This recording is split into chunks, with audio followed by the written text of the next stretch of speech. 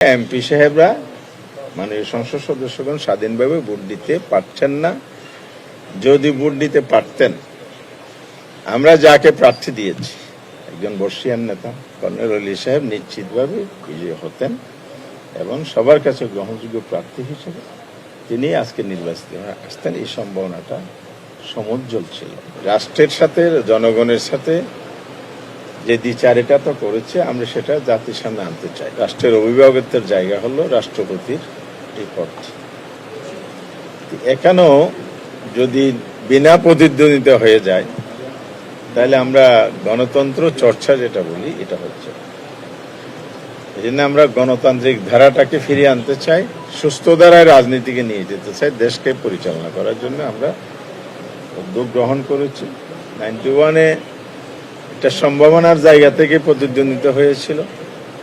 এবার হয়তো বলতে পারেন যে সেই সম্ভাবনাটা তো নাই। অর্থাৎ 91-এ ভোটার সংখ্যার যে ক্যালকুলেশন, সেখানে বিএনপি ছিল, টোটাল মেজরিটি ছিল। আমরা সমর্থন দিয়ে বিএনপিকে সেবার সরকার গঠনের সুযোগ দিয়েছিলাম। জামায়াত ইসলামের 18টি আসন, জাতীয় পার্টি ছিল 35টা আসন। আদার সব মিলিয়ে দেখা যাচ্ছে যে সে সময় যদি বিএনপির প্রার্থীর বিরুদ্ধে সবাই মিলে যদি একটা অবস্থান নিত, একথা নিশ্চিত ছিল যে সেইবার বিএনপির প্রার্থী পরাজিত। তাহলে সে একটা সম্ভাবনা থেকে কিন্তু 91 একটা প্রতিদ্বন্দ্বিতার জায়গা তৈরি হয়েছিল।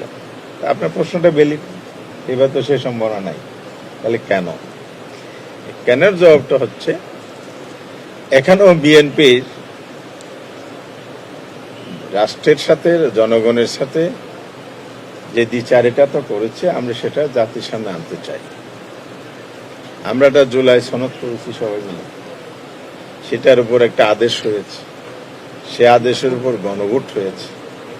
সেই গণভোটের রায়টা, জনগণের রায়টা বিএনপি বাস্তবায়ন করে নাই। যদি আজকে রায় বাস্তবায়ন হতো, তাহলে আর্টিকেল 70টা সংস্কারের মধ্যে চলে আসছে। এখন স্বাধীনভাবে ভোট দিতে পারবে না সংসদ সদস্য, তারা ভোট আসে। তাহলে একদিকে তাকে আপনি ভোটাধিকার দিয়েছেন, আবার তার অধিকারের উপর আপনি হস্তক্ষেপ বা নিয়ন্ত্রণ আরোপ করে গেছেন। আপনি বলছেন যে পুকুরের নামে সাঁতরাও, কিন্তু হাত পা বাঁধা। আমরা এই জায়গা থেকেই জাতিকে মুক্ত করতে চেয়েছি। সংসদ সদস্যদেরকে স্বাধীনতা, ভোটাধিকার যে নিয়ন্ত্রিত, সেই জায়গাটাকে মুক্ত করতে চেয়েছি।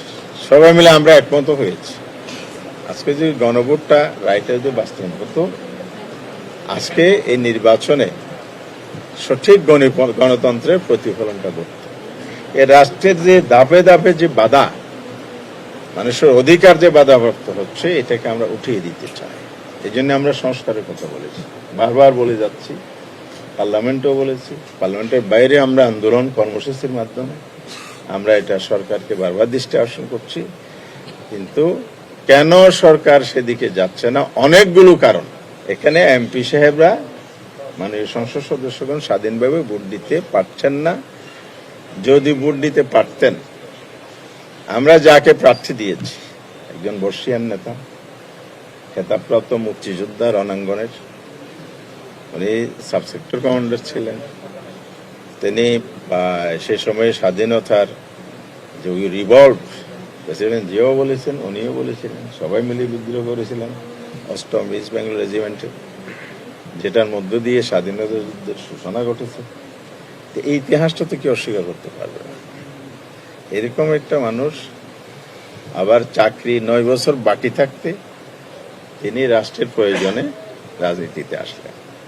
4বার মন্ত্রণালয়ের দায়িত্ব পালন করেছেন, 6বারের এমপি ছিলেন, পরিচ্ছন্ন রাজনীতিবিদ হিসেবে সবাই জানে, একজন পিএইচডি হোল্ডার, দক্ষ অফিসার, বর্ষিয়ান রাজনীতিবিদ, অত্যন্ত গ্রহণযোগ্য একজন মানুষ, যাকে নিয়ে কোনো বিতর্ক নেই। এমন একজন প্রার্থী জাতি আশা করেছে, জাতির পক্ষ থেকে জনগণের পক্ষে প্রতিনিধিরাও একটা যোগ্য প্রার্থী এখানে। তার প্যারালার কোনো প্রার্থী তার প্রতিদ্বন্দ্বিতা আসবে এটা আমরা মনে করি না, জনগণ। কিন্তু এই জায়গায় স্বাধীনভাবে ভোট দিতে না পারার কারণে অর্থাৎ গণভোটের রায় বাস্তবায়ন না হওয়ার কারণে স্বাধীন ভোট দিতে পারতেন, আর্টিকেল 70 রয়ে গেল।